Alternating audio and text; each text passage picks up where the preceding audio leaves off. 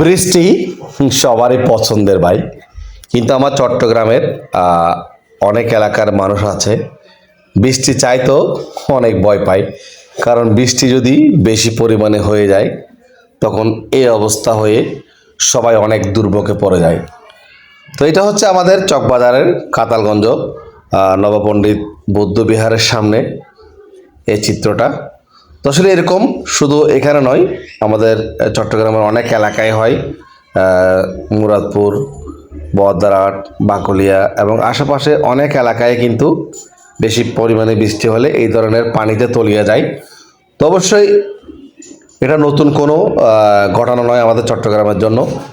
আজকে অনেক বছর ধরে আমরা এই জলাবদ্ধতা কষ্ট নিয়ে এখানে বাস করছি।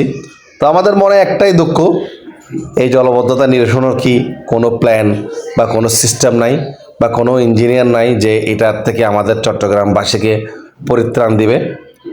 তো আসলে অনেক দুঃখ লাগে, আজকে এত বছর হলো কিন্তু এটার কোনো নিরসন হলো না।